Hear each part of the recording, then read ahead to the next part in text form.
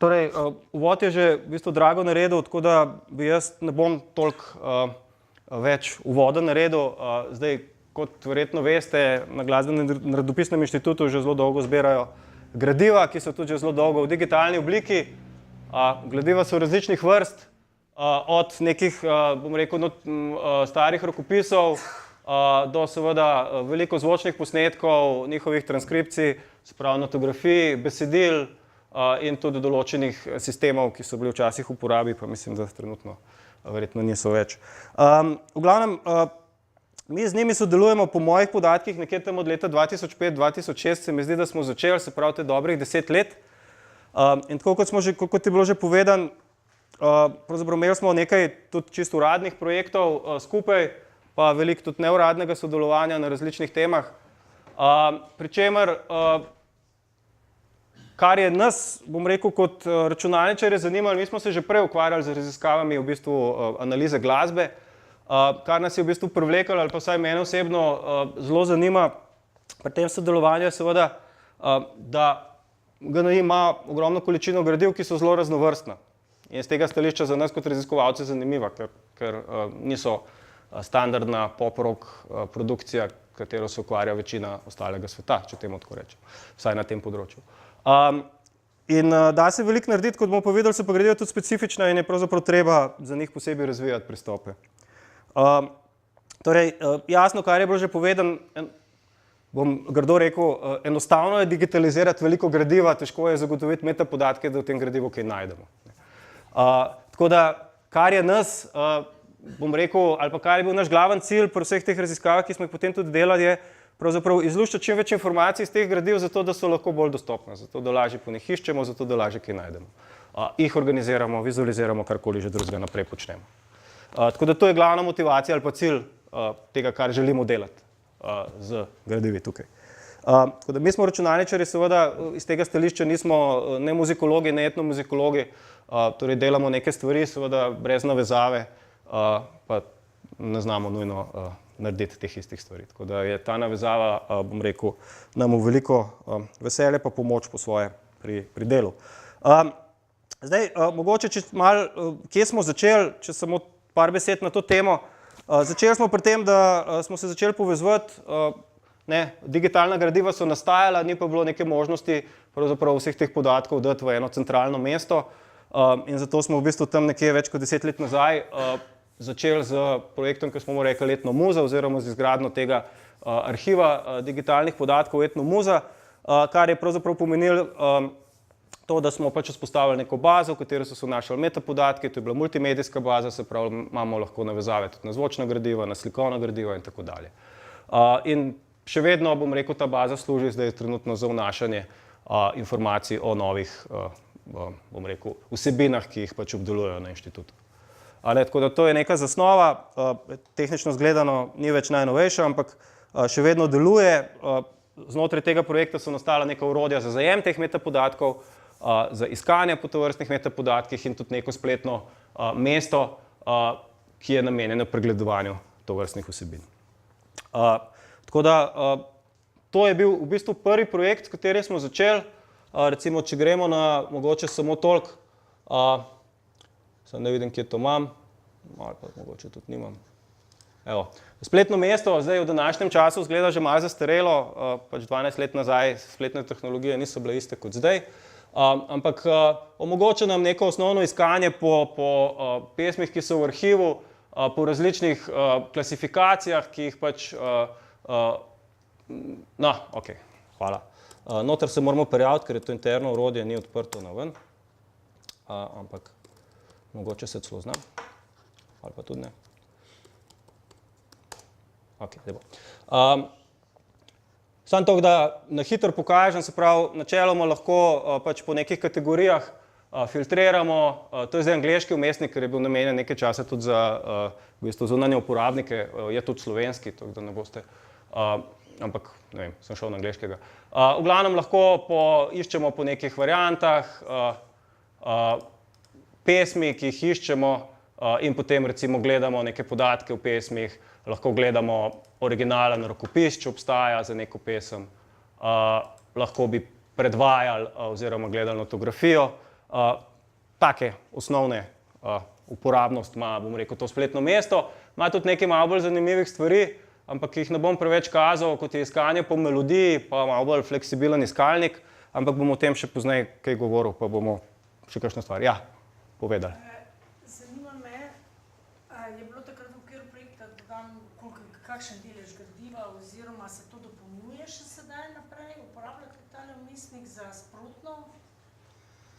Seveda, to je bilo takrat zasnovano, kot sem rekel, zelo aplikativno na začetku, predvsem za uporabo nas raziskovalcev, da bi dobili eno centralno mesto, kjer lahko vse te arhivske, multimedijsko zasnovane digitalno gradivo združimo in potem iščemo potem. Torej, seveda, zdaj se dopolnjuje z vsem gradivom, ki ga sproti digitaliziramo oziroma zdaj že digitalno v vzorni obliki in se gradi naš digitalni arhiv, na tem tudi temelji. Včasih je bolj uporabljamo, včasih malo manj, glede na to, da je gradiva bilo prej že veliko in da je ta čas prehoda iz analognega v digitalno kar dolg, sploh s tovrstnim gradivom. In za to specifiko, ki ste mogoče prej pozabil omeniti, pa bomo sigurno prišli etnomuzikološkega gradiva, ki ima zelo specifične značilnosti in s tem včasih povezane tudi zaplete in potem rešitve. Še to vprašanje, metapodatki se ročno se vnaša ali se že kaj po avtomatsko? Večina ročno, zdaj nekaj stvari znamo tudi po avtomatsko narediti, bom pokazal zdaj par primerov tudi. Ja, to je zdaj uvod. Ampak vse je fajn prehitevati. Ok. V redu, no, bom rekel, s tem so bili neki začetki, zdaj, kar bi pač danes v bistvu zdaj v nadaljevanju predstavil, so v bistvu stvari, ki smo jih s tem gradivom počenjali in dejansko izločali, bom rekel, neke stvari avtomatsko ali polautomatsko. In prva tema, kot sem že rekel, bi bila namenjena analizi zvočnih posnetkov. Tukaj se bomo malo posvetili segmentaciji pa transkripciji kot dvema temama, s katerimi smo se ukvarjali. Potem bi se ukvarjali z simboličnimi zapisi, se pravi z natografijami, pa s tem, kaj smo tam naredili. In na koncu še nekaj malega o besedilih, eno mini raziskavo smo naredili v zadnjem času, pa bi še tisto predstavil. Tako da to so v bistvu neke teme. Začeli bi kar z analizo zvočnih posnetkov, tako da dajmo si pogledati, kaj s tem. Ok, jasno, na inštitutu imajo zvočni posnetki, so po moji večji del vašega gradiva, ker jih snemate že tam vsaj večji del od začetka 50-ih let, imate pa tudi starejše posnetke. Zdaj, za uvod sem dal, bom rekel, eno prosojnico, ki ima nek svoj namen, namreč, kar se tiče analize zvočnih posnetkov, kaj se v svetu dela na tem, pa ne nujno samo na etno ali pa na ljudskih gradivih, je mogoče dobro povzeto, se sem že prej kaj razlagal, ampak je dobro povzeto v neki evalvaciji algoritmov, recimo iz tega področja, ki se vsako leto dogaja, in lahko vidimo, kaj pravzaprav vse ljudje tukaj počnejo z zvočnimi gradivi konkretno. Se pravi, v zvočnih gradivih iščejo, kdaj se začnejo kakšni dogodki, note, iščejo akorde ali pa tonaliteto celotnega, iščejo melodijo, iščejo note, beat, se pravi ritem, strukturo gradiva, iščejo žanr, bom rekel, čustva v tem gradivu, iščejo, so si posnetki podobni med sabo na nek način in tako naprej. Se pravi, to vse se v svetu dogaja, torej zakaj bi zdaj mi tukaj pravzaprav zvočnimi gradivi sploh izumljali karkoli svojega, mogoče bi lahko kar vzeli neke algoritme, pa bojo kar delali. No pa dajmo pogledati en konkreten primer. Veliko teh algoritmov je na voljo na spletu in lahko uporabljate za svoje gradiva. Eno orodje obstaja, ki ga v Angliji razvijajo, da ste na hitro videli, reče se Sonic Visualizer. Noter ima veliko različnih gradiv in recimo, če imate neko standardno produkcijo pop-rock žanra, recimo, kaj se pa, no super, to pa so Murphyjevske zadeve, bomo videli, zakaj to zdaj toliko časa traja. Potem, ja, če me bo računalnik ubogal, bom lahko tudi kaj pokazal. Bom probal na drug način.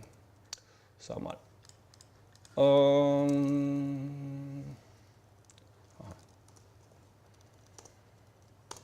Ok, dajmo tukaj pogledati. A bo to šlo? Ok, imamo eno pesem, enega znanega ansambla, zaenkrat je to, da vidimo, če dela. Ok, dela. Ok. In recimo, da želimo izluščiti neko osnovno značilnost tega, naprimer, da želimo ritem, tempo najti v taki skladbi. To konkretno orodje ima veliko načinov, kako to najdete. Noter se lahko dodajajo algoritmi za to, da različne stvari izluščimo ven. Kar bomo mi pač poskušali izluščiti ven je, tako kot sem rekel, ritem pa tempo. Sem da vidim, kjer ga moram najti tukaj.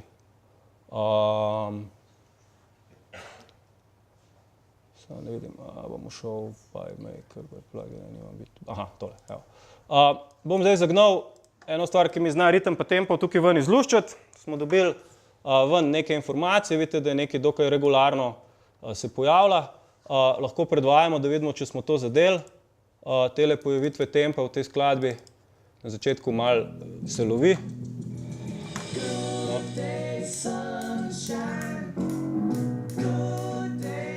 Ni preveč dober, no.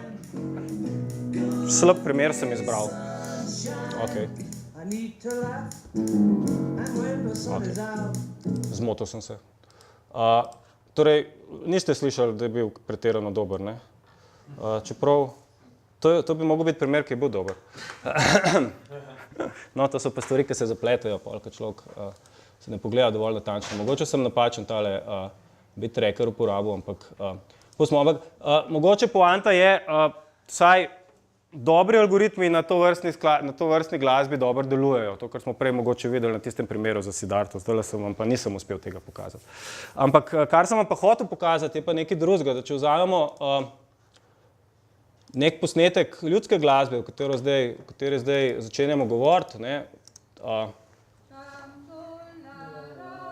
recimo, ne, ker seveda lahko vsak od vas ploska zraven in bo najdel recimo tempo ali pa ritem tega, tudi 1, 2, 3, 4 bi najbolj znali govoriti, bodo pa te algoritmi večinoma zelo grdo odpovedali. Pa upam, da ne bo zdaj delal. Ampak ne bi smel. Ne bodo kaj dosti našli, no, kaj me pa zdaj hicer. Nisem rekel, ok. Ok, nekaj dela. In se bodo precej lovili, ne.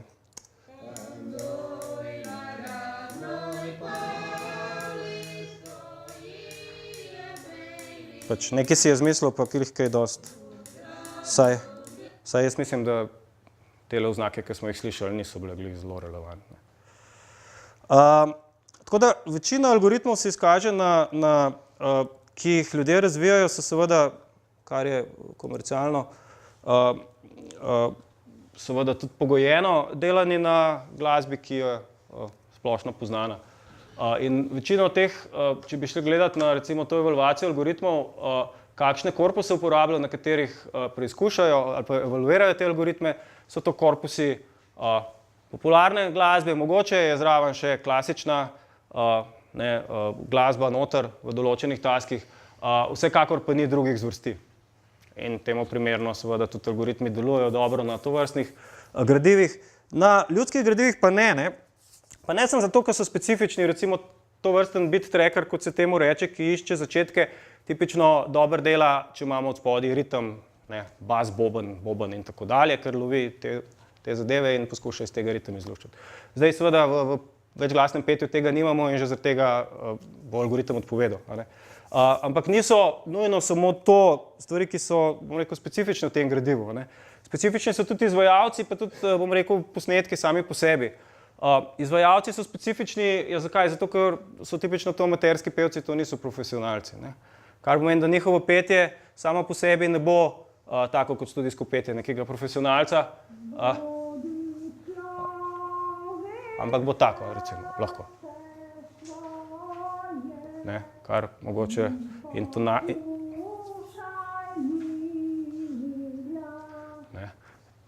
torej intonacijsko seveda ne bo nujno briljantno, ali seveda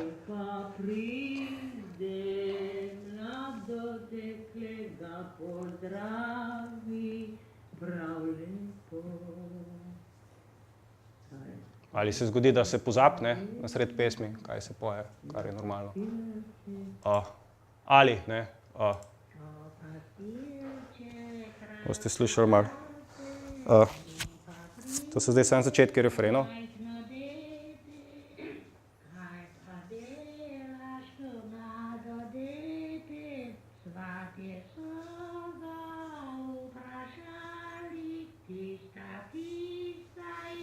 Slišite, kako gre intonacija s časoma, seveda, še zdalje višje, ne?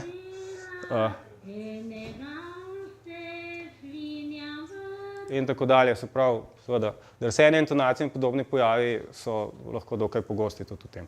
Ko tako gradivo analiziramo, moramo znati upoštevati take posebnosti, ker drugače ne bomo veliko takega gradiva lahko uspešno analizirali. Druga stvar je seveda tudi posnetki, ne? Posnetki niso studijski. Posnetki so nastali tipično zunaj, sicer lahko rečemo, da velikih je nastalo v čim bolj postavljenih ali pa optimalnih razmerah, ampak še vedno, če zaprete 8 ljudi v sobo, pa imajo flašo vina na mizi, pa potem pojejo, boste slišali marsikaj. Tako da, ne, če malo karikiram, seveda. Ampak zato seveda sami posnetki imajo not šum, imajo not, ne vem, električne, ne, lahko odmevajo. Ne, tako da niso idealni, ne, v nobenem primeru. Lahko so tudi pri digitalizaciji, ne, digitalizirani, tako da je pač hitrost traku bila takrat drugače nastavljena in pač pri digitalizaciji smo vse digitalizirali enako. In tako gradivo, ne. Ali pa je pač to dejansko uživo dogodek, kjer ljudje še plešejo zraven, vriskajo in podobno, ne. Torej, bom rekel, takih specifik je seveda veliko. Zdaj, če delaš pa algoritme ali pa neko računalniško obdelavo tovrstnih gradiv, moraš pa vsaj do neke mere poskušati to upoštevati. In obstoječi pristopi za druge zvrsti glasbe tipično tega seveda ne upoštevajo in v tem primeru ne delujejo. Zdaj, dejansko se na tem področju zdaj počasi pojavlja cela neka podveja, ki se reče računska etnomuzikologija ali pa computational ethnomusicology, tudi računska muzikologija obstaja sicer. Zakaj? To je področje, ki se v zadnjem času dobiva, bom rekel, čezdalje več raziskav se tukaj dela. Jasno zato, ker se arhivi čezdalje v večji meri digitalizirajo, na spletu jih je čezdalje več dostopnih. Če boste gledali v zadnjem času na spletu, so se pojavili, ne vem, vsi posnetki od recimo Lomaxa, ki je bil, bom rekel, slaven etnomuzikolog v svojem času in je snemal različne kulture. Francoski arhiv Krem je dal ravnokar ali pa pred časom veliko svojega arhiva na splet. British Library ima cel kup posnetkov objavljenih različnih kultur, ki so jih snemali razni, bom rekel, njihovi raziskovalci in tako dalje. Tega se pojavlja čezdalje več. Seveda s tem se pa pojavlja tudi potreba potem, da se ta gradiva, ki jih je veliko, na nek način vsaj polavtomatsko analizira, da znamo po njih iskati, da znamo karkoli z njimi narediti. Tako da to, kar mi v bistvu delamo zdaj že 10 let, pravzaprav smo bili malo pred svojim časom, ko smo začeli s tem, ker se večina drugih arhivov še ni ukvarjala s tovrstnimi problemi, se pa zdaj počasi tudi vsi drugi v svetu ukvarjajo s tovrstnimi problemi. Tako da zdaj bi pa res šel na neke konkretne primere raziskav, ki smo jih delali skupaj. Ta prvi primer je tudi najstarejši, ki smo ga najprej naredili, in je primer, ki se tiče segmentacije terenskih posnetkov ali teh gradiv, ki jih imamo. Tako da bi predstavil konkretno, kaj smo naredili. V enem delu bom majčkeno tehničen, ampak zelo malo, tako da nisem hotel biti preveč. Se pravi, prva stvar, s katero smo se ukvarjali, ko smo postavili ta arhiv Etnomuza, je bila sledeča. Večina seveda posnetkov, ki jih imajo na GNI-ju, so terenski posnetki ljudske glasbe. To so v bistvu dokumenti z terena, kjer je dejansko zajeto vse, kar se na terenu dogaja. Se pravi, če imamo nek tak terenski posnetek, pa če ga zdaj tukaj recimo odprem, enega kot primer, je to lahko nek uro pa pol ali pa 1 uro ali pa kakorkoli že dolg zvočni zapis, v katerem je seveda vse mogoče. Noter verjetno lahko govorijo, ker se pogovarjajo z izvajalci, noter mogoče nekdo poje, noter mogoče se še kaj drugega dogaja. In v bistvu, ko tak posnetek vzamemo, naložimo, ne vemo, kaj je noter. Seveda, moramo ga poslušati, ok. Tukaj neki pojejo, tukaj tudi pojejo, tukaj imamo pretrkavanje, tukaj še, tukaj pojejo in tako dalje. Sprav, veliko je v takem posnetku noter, seveda ne vemo pa, kje je kaj. Tudi ne vemo, kje so meje tega, kar je noter. In segmentacijo smo v bistvu hoteli rešiti dejansko to, da bi na nek način avtomatsko poskušali dejansko določiti, kaj je v posameznih delih posnetkov, kje so meje med temi delih posnetkov, zato da jih lahko po svoje avtomatsko razrežemo, pa obdelujemo naprej, vsakega za svojim ciljem, ali pa da je to tudi pomoč pri raziskovalcu, ko prvič naloži tak posnetek, da v bistvu na nek način lažje vidi, kaj noter je. Tako da to je bil naš prvi cilj, kar smo ga delali, in sprav, cilj je bil avtomatski razrez takega posnetka na neke smiselne enote. Za te enote smo se odločili, v bistvu, da bomo nekih 5 razredov detektirali. Eno je govor, ta drugo je solo petje, ki ga je pač veliko, pa imamo zborovsko petje, se pravi, to je 2 ali več glasov, večglasno petje je mogoče boljše, inštrumentale, se pravi nekaj, kar ima noter tudi inštrumente, kar ni samo petje, pa pritrkavanje kot ena posebna kategorija, ker se pač pojavlja tu in tam. Tako da želeli smo se prav iz nekega neznanega posnetka nekako avtomatsko izluščiti, kje so te posamezne kategorije, pa nekako postaviti tudi meje teh posameznih kosov. To je bil nek cilj. Spet, tudi za to področje obstaja zelo veliko pristopov, ki so se v svetu razvijali že zelo dolgo časa za segmentacijo radijskih oddaj in podobnih zadev. Seveda je bil kar velik komercialni interes že dolgo časa, da se razvijajo segmentacijske metode, ki detektirajo, kdaj nekdo govori, kdaj je glasba, pa potem lahko recimo z glasbo detektiramo, katera glasba se predvaja na radiju in tako dalje. Ampak tovrstni pristopi so spet usmerjeni v neke čiste lepe posnetke in če jih apliciramo na, bom rekel, take terenske posnetke, ne dobimo nekih pametnih rezultatov. Zato smo v bistvu šli razvijati svoje metode. Zdaj, ko sem rekel, da bom malo tehničen, poskušal bom malo orisati, kako taka metoda dela, ampak zelo nežno. Tako da, če ima pa kdo kakšne bolj tehnične vprašanja od vas, pa seveda lahko zdaj ali pa pol še kaj več vprašam. Ampak kako v bistvu zadeva deluje, to je algoritem, ki smo ga razvijali cirka 8 let nazaj. Kar v bistvu naredi je, da nek zvočni signal razreze na take zelo kratke koščke, 50 milisekund dolge, se pravi res kratke. In vsakemu koščku zračuna nekaj, čemur bi rekli značilke, se pravi neke vrednosti, ki opisujejo več ali manj barvo zvoka. Barva je tista, ki vsaj za nas ne bi razlikovala med tem, kaj je govor, ki ima drugačno barvo kot petje ali pa kot instrumental ali pa kot pritrkavanje. Te značilke so seveda različne, pa se ne bi spuščal v detajle, kakšne smo zbrali. Ampak recimo, da znamo za vsak majhen košček signala zračunati neke take vrednosti, ki barvo opisujejo. Potem smo v bistvu malo te vrednosti združili, pa smo za ene malo daljše odseke zračunali neke statistične lastnosti teh vrednosti. Kaj to pomeni? Če dam recimo zelo enostaven primer. Recimo, da bi ena taka značilka bila glasnost ali pa energija, če lepše rečem signala. Si lahko predstavljate, da v govoru bo ta glasnost zelo nihala. Ker jaz sem malo tiho vmes, besede imajo svojo dinamiko, začnejo se bolj na glas, grejo bolj potiho. Se pravi, v govoru glasnost bo šla zelo tako. Če boste vzeli pritrkavanje, tam bo glasnost več ali manj konstantna ves čas.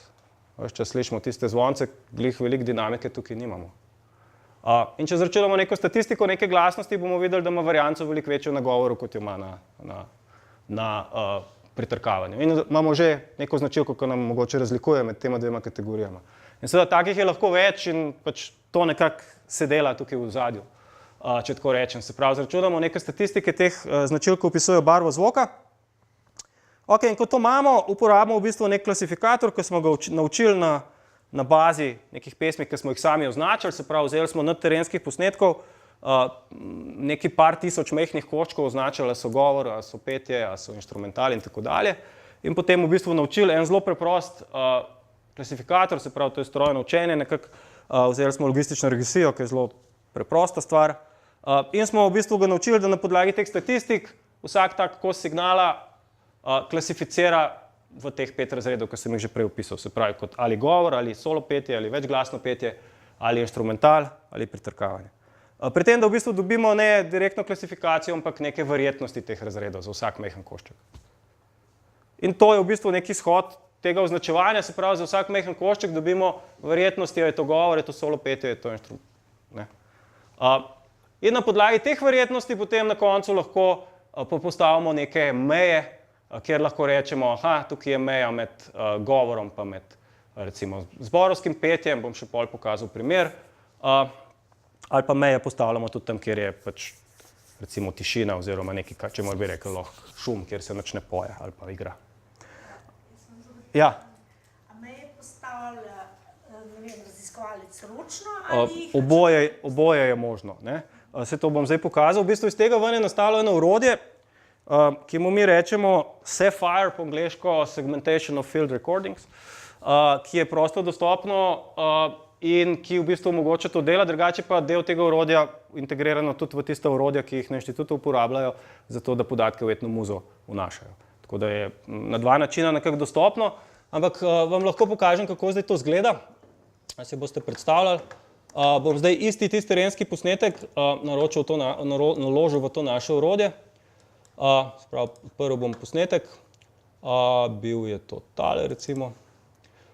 In kar zdaj tukaj vidimo, z barvami predstavljeno, so dejansko te razredi. Namreč to smo se odločili predstaviti z barvami, da je lažje vidno. Kaj pa barve pomenijo? Imamo pa nekako tukaj legendo, če se vidi to brati, drugače bom pa povedal. Sprav temno modra bolj odgovarja govoru. Bolj, ko gremo proti neki svetlo modri, se govor spreminja v solo petje. Bolj, ko gremo pol proti zeleni, se solo petje spreminja v, rekel, zborovsko petje. Bolj, ko gremo proti oranžni, tukaj sicer ne vidimo, kaj dosti oranžne, imamo inštrumentale in neko rdeča barva so pritrkavanja.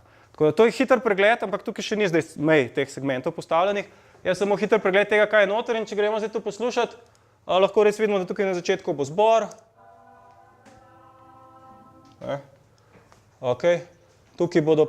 Tukaj bi mogli biti solo petje, kjer je svetlo modro.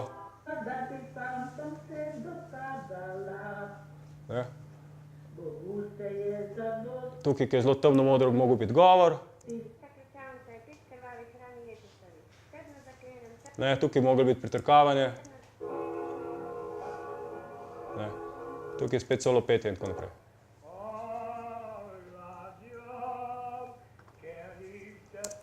Tako da v bistvu imamo hiter pregled tega, kaj se nahaja v posnetku. Na podlagi tega lahko pa postavimo meje segmentov. Zdaj to pa lahko delate ročno, se pravi, jasno, tudi greste noter pa rečete, aha, tukaj bom postavil eno mejo, pa jo postavite. Lahko pa rečete algoritmu, da to naredi, pa bo pač sam naredil, postavil neke meje, pri čemer bo seveda lovil, bom rekel, meje med te zelo ostre meje med samimi razredi, oziroma tam, kjer bo pač ugotovil, da je verjetno malo več tišine vmes, oziroma šuma, bo vsake toliko časa tudi postavil kakšno mejo, ki bo mogoče prava ali pa ne, ampak to lahko potem na roke korigirate. In v bistvu dobimo ven neko segmentacijo. Tako da to je v bistvu pol rezultiralo v tem orodju, kot rečeno, vdelanje nekako tudi orodja, ki jih tam uporabljajo, je pa tudi čisto samostoječe pa na voljo, bom rekel, na spletu za uporabo.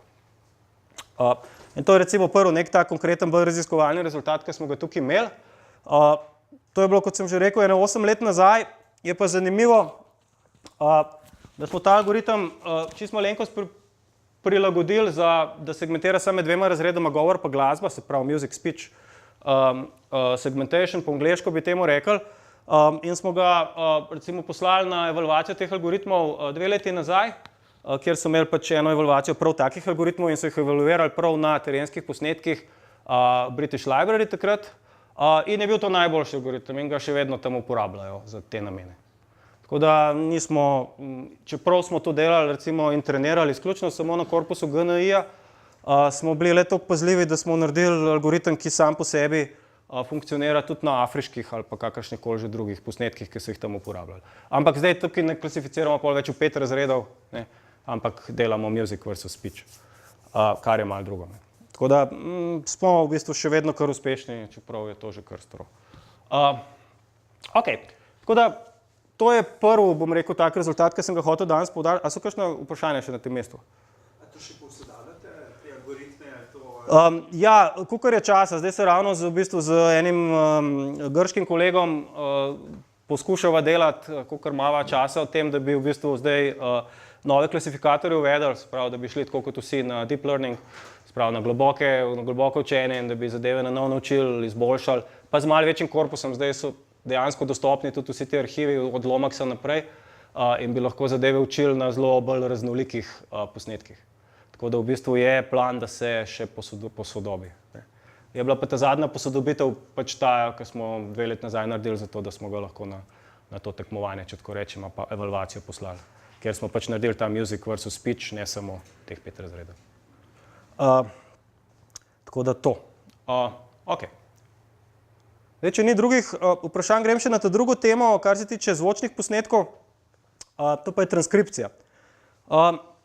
Zdaj, transkripcija je nekaj, kar je nas že dolgo zanima. Zdaj, kaj sploh je transkripcija? Transkripcija pomeni, da vzamemo zvočni posnetek, pa probamo v njem ugotoviti, vsaj naš pogled na to je ugotoviti, katere note se not pojavljajo, pa kdaj se začnejo, pa kdaj se končajo. Se pravi, pretvorba iz nekega zvočnega zapisa v nek simboličen opis. S tem ne mislim zdaj nujno, da želimo sproducirati še dejansko notno črtove, pa gor narisati note, ampak predvsem to, da izluščimo to informacijo, katere recimo note so bile zapete in kdaj so bile zapete, ali zaigrane, ali karkoli že imamo. Transkripcija je v bistvu nekaj, s čemer smo se mi ukvarjali že preden smo začeli z GNI-jem sodelovati. Jaz konkretno sem delal na transkripciji klavirske glasbe že za svojo v bistvu doktorsko raziskavo. Takrat smo naredili en sistem, ki je tudi na voljo na spletu, se ga da uporabljati, ki je transkribiral recimo klavirske posnetke in je bil dokaj dober, še vedno pravzaprav je dokaj dober na teh evaluacijah. Pričakujem, da bo zdaj počasi, da bodo drugi povozili. Ampak če dam recimo en primer, čistko za občutek, originalen posnetek. Enega pač.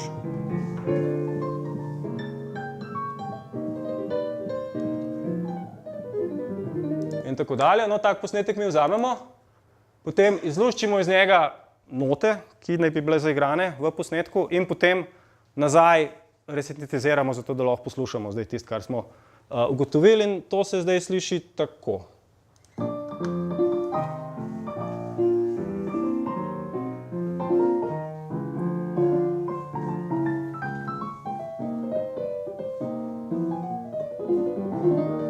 Ja, seveda so napake not, ne, ampak ni pa čist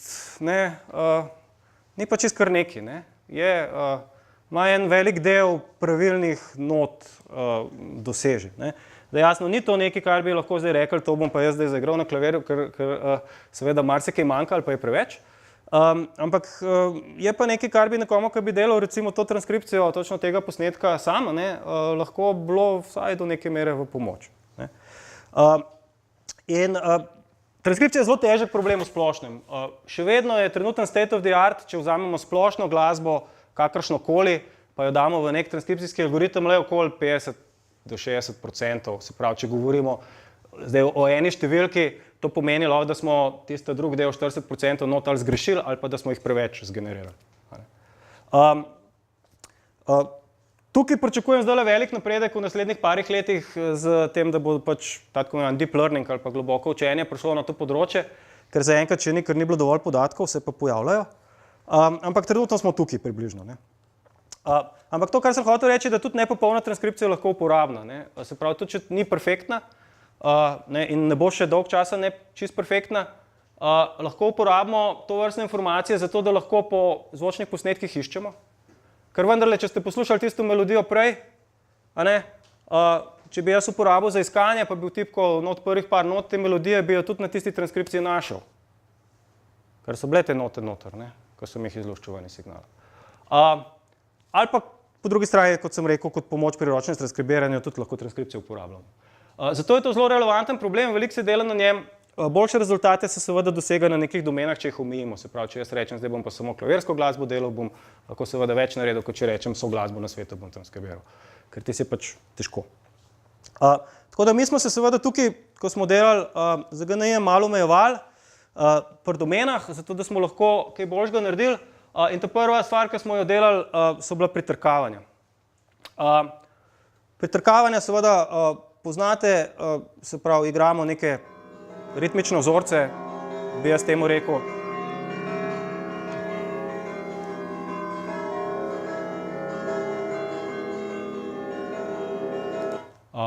Igramo pač neke ritmične vzorce, recimo na zvonove, tukaj bo Mojca lahko kaj več povedala, ampak jaz se ne bi spuščal v samo logiko tega, ampak cilj je bil seveda podoben, ne, dajmo vzeti zvočni posnetek, dajmo poskušati pogruntati, kdaj kdo na kakšen zvon zaigra, ne, da dobimo ven neko kvazi transkripcijo, ki bi recimo izgledala pač tako, tukaj so 3 zvonovi v nekem posnetku, ta se tukaj oglasi, pa tukaj, ta se tukaj, pa tukaj in tako dalje. Sprav, to je bil cilj. Ne.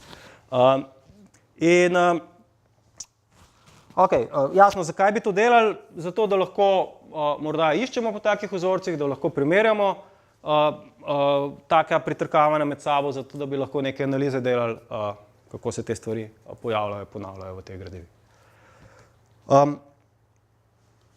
Če sem zelo malo tehničen spet, kako smo to naredili, pa ne preveč, se pravi, težava pri to vrsti po transkripciji pritrkovanj ali pa zvonov, če tako rečem, je seveda to, da nimamo nekega inštrumenta, ki bi imel lepo definiran spekter. Če vzamemo klavir, bomo vsaj približno vedeli, da ima lepe, bom rekel, harmonske komponente ali kvotne tone, ki lepo rastejo z večkratnikom pač osnovne frekvence, kjer približno ima amplituda pada, imamo neke zakonitosti. Pri zvonovih je pa to zelo pestro, vsak zvon je zgodba zase, sicer pri zvonu slišimo neko višino tona, ne? Ampak sam spekter je pa ponovadi zelo pester z velikim številom nekih močnih harmonskih komponent, ki imajo tudi neka svoja imena, če se pa spustimo v terminologijo teh zvonov in tega. Kar pa seveda je pa neki značilnosti. Ta zvok, ki ga slišimo, ponovadi sestavlja neki 3 harmoniki, drugi, tretji pa četrti, ki se ponovadi pojavijo. Te so tudi tisti, ki se največkrat oglašujejo. In zanimivo je, da tudi določeni drugi so v nekih relacijah s temi 3, ampak ne bi preveč v detajle šel, ampak kaj smo mi pravzaprav delali je, da najprej smo hoteli v posnetku poiskati, koliko je zvonov, pa približno njihove spektre najti. Za kar smo v bistvu uporabljali neke značilnosti, ki jih te spektri imajo, brez da bi šel zdaj v detajle. Razvili smo nek algoritem, ki, če mu date posnetek, bo rekel, noter so 3 zvonovi, ali pa 4, ali pa 5, pa njihovi frekvenčni spektri so približno taki. In ta algoritem dosti dobro deluje, vsaj na te zbirke, ki smo jo tukaj imeli, tam čez 90% natančno bo povedal to. Koliko je zvonov, pa kakšni so njihovi spektri. Zdaj, to informacijo smo potem uporabljali naprej. Ko smo vedeli, koliko je zvonov, pa kakšne so spektri, smo dejansko lahko potem spektr razstavili na to, se pravi, celoten zvočni posnetek. Tukaj gledamo spektrogram, se pravi, čas pa frekvenco imamo. Celoten zvočni posnetek razstavili na tiste spektre in na v bistvu amplitude teh zvonov. Se pravi, tukaj bi zdaj lahko videli, da imamo 3 zvonove, ta prvi se takole njegova glasnost spreminja, če tako rečemo, ta druga takole in tako dalje. Tukaj v bistvu govorimo o spremembah glasnosti, ne o glasnosti, ker drugače bi bili vsi enak skozi visoki. In iz tega ven, če najdemo še začetke, smo sproducirali transkripcijo. Tako je zelo grob opis tega, kaj smo delali. Bolj tehnično bi rekli, da smo uporabili ne negativno matrično faktorizacijo, da smo spekter razstavili na 2 dela, ampak kot rečeno, matematiko tega se ne bi preveč spuščal. In kako je bila zadeva uspešna? Ja, kar v redu. Pravzaprav smo dobili natančnost tam skoraj okoli 90% na nekem testnem korpusu, ki sicer ni bil zelo velik. Imeli smo neki transkripciji, 30 cirka, se mi zdi, ali koliko, na katerem smo to testirali. Imam pa nekaj primerov, zato da si lažje predstavljamo, kako to izgleda. Recimo primer tak bolj enostaven, ko so samo 3 zvonovi noter.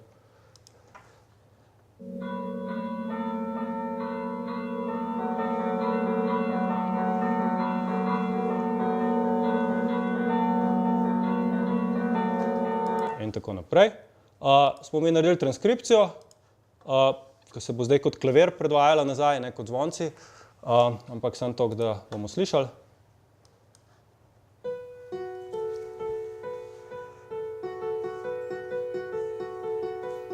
Kar je približno to, kar se je pač tam dogajalo, ne. Tako da še kar se sliši približno to, ne. Če damo bolj kompliciran primer, recimo s 5 zvonovi, pardon.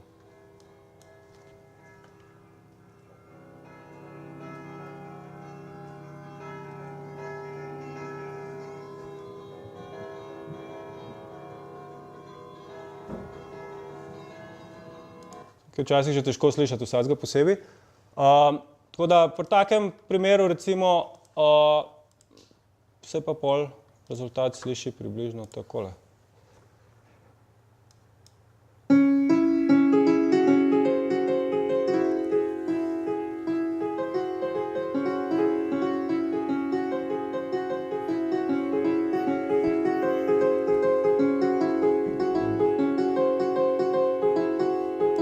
Vidimo, da so napake noter, jih slišimo, vsaj če ste večkrat to poslušali, ampak spet, ne, do neke mere smo zadeli to, kar smo hoteli zadeti. In to nam pač omogoča, da potem ali lažje ročno naredimo take transkripcije do konca, ali pa jih uporabimo za kaj drugega. Recimo, ta algoritem smo uporabili na enem konkretnem nizozemskem primeru, tam Mertens inštitut zbira vse sorte gradivo ljudsko na Nizozemskem. Ena od stvari, ki jih pa tudi zbirajo oziroma imajo, je pa neka velika zbirka takih ur, ki igrajo melodije, ne. Zdaj te ure so bile v bistvu tam v 18. stoletju kot nek jukebox, ne, ki so ga ljudje imeli doma, gramofonov še ni bilo, kakšnega drugega sistema za predvajanje glasbe še ni bilo. Torej melodije, ki so bile ljudske ali pa ki so bile popularne v tisti čas, so bile pravzaprav kodirane v te ure. Ne, ki so jih tisti, ki so imeli dovolj denarja, imeli doma in pol poslušali vsako uro drugo melodijo, recimo. Ne, te melodije se približno takole slišijo, ne.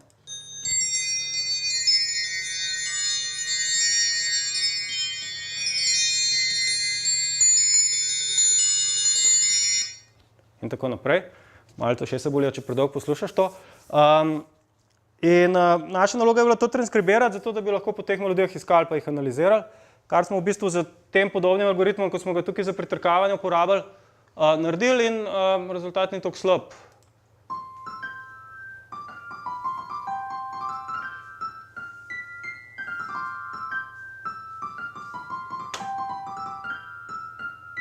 In tako dalje.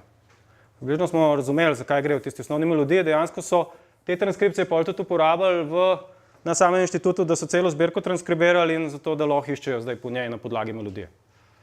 Tako da je stvar imela svojo uporabno vrednost. Okej, zaključil bi še z eno tematiko, ki smo jo pa pred časom nekaj naredili na njej,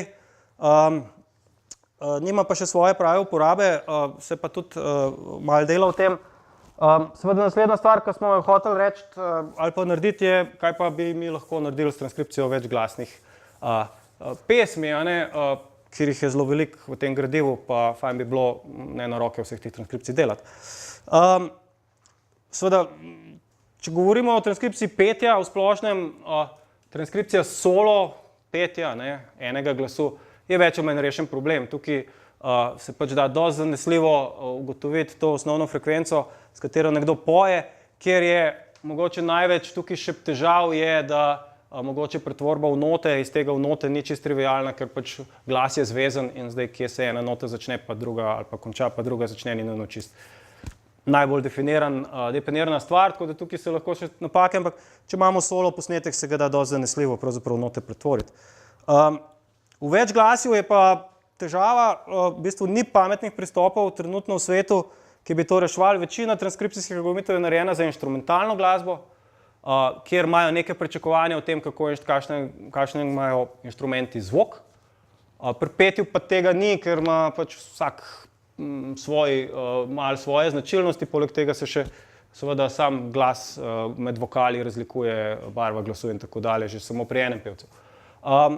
In zato v bistvu, če bi vzeli en obstoječ algoritem za transkripcijo, če danes spet en primer, recimo tukaj bom naložil eno glasbo, večglasno, mislim, da smo že prej poslušali.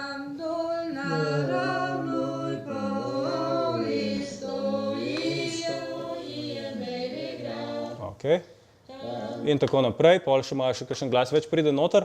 Ampak če vzamemo nek standarden algoritem za transkripcijo, da ga najdem, evo recimo tegale, pa ga poženem, bo iz tega ratal prečešen mišmaš, bi temu rekel.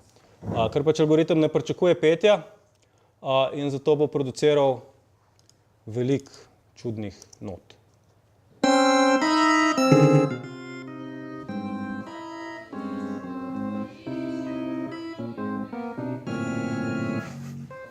Okay. Dovolj mučenja. Ja, pač frekvenčen spekter teh glasov ni glih tak, kot ga algoritem pričakuje, zato pač potem producira čudne rezultate. In zato spet za transkripcijo večglasja so potrebni pač svoji pristopi. Ena stvar, ki smo jo pravzaprav mi tukaj naredili, je, ne da smo svoj algoritem razvijali, ampak da smo rekli, mogoče pa lahko strukturo pesmi uporabimo za to, da izboljšamo transkripcijo. Namreč večina teh pesmi, ki se tukaj pojejo, seveda ima kitično strukturo, kjer se melodija ponavlja iz kitice v kitico. Kar pomeni, da če mi znamo ugotoviti, kje so kitice, znamo potem v bistvu združiti informacije vseh kitic v eno celoto in mogoče s tem dobiti več informacij, zato da lahko transkripcijo naredimo, da nimamo preveč. Ta stvar je dobra tudi zato, ker so seveda izvajalci amaterski, pa mogoče kdaj zafušajo, pa kdaj ne zafušajo, pa če boš združil vse kitice v eno, boš dobil mogoče malo bolj lepo transkripcijo, kot če bi samo eno kitico vzel, ker je nekdo naredil napako. Ali pa pač karkoli drugega. Tako da v bistvu, kar smo naredili, je, da smo poskušali ugotoviti, kje so kitice, pri čemer smo morali upoštevati stvari, ki smo jih že prej slišali, se pravi drsenje intonacije, to da nekdo spreminja skozi kitice ves čas intonacijo, recimo v eno smer ali v drugo. Tako da v bistvu smo naredili nek algoritem, ki cirka uspešno razbije neko pesem, to, kar smo že prej slišali.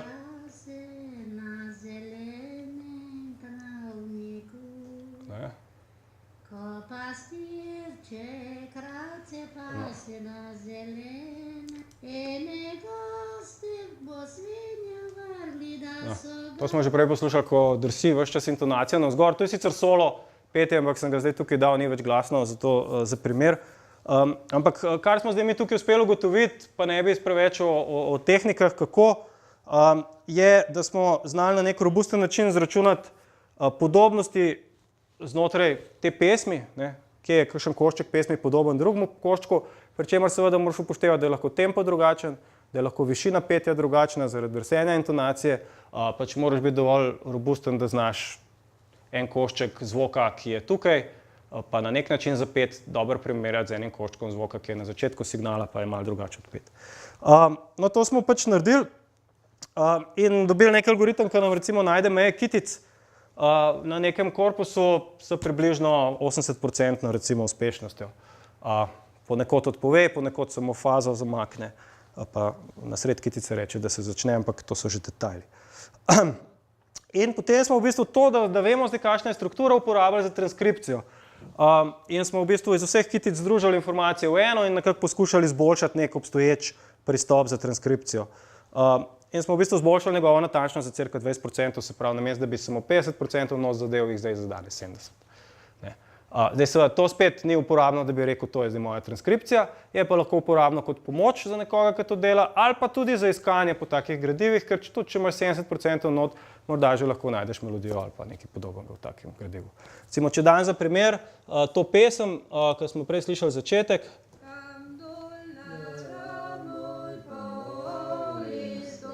in tako dalje. Bom zdaj dal primer transkripcije, ki pol pride ven iz našega sistema. Seveda bodo not napake, ampak melodijo samo boste pa brez težav videli.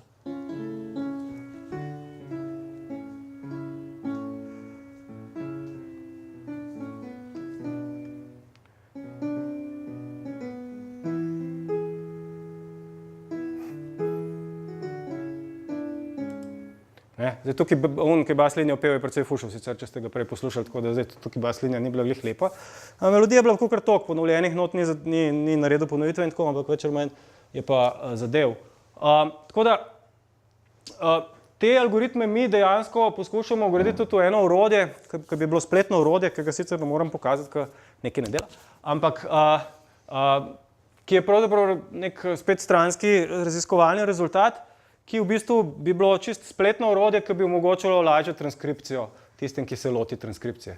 Sprav, cilj tega orodja bi bila, da noter naložiš pač nek zvočni posnetek, on z nekim algoritmom naredi transkripcijo, ki sicer ni popolna, ampak je recimo nek približek tega, potem pa vi na zelo enostaven način enostavno barvate, kaj je nota, kaj ni nota in s tem v bistvu delate sicer na taki notaciji, ki je piano roll po angleško, ampak v bistvu kar lahko naredite je postavite tudi, detektirate pa postavite takte in dobe in potem iz tega lahko dobite ven že tudi nek zapis v notah. Tako da v bistvu to je še v razvoju, tako da ni zadeva zdaj zrezala v uporabo, je pa nekaj, na čemer delamo, kadar imamo kaj časa, pa kakšnega študenta, ki bi hotel kaj narediti. Tako da to je pa to, no. Zdaj pa mislim, da sem že kar dolg časa tukaj gor. Tako da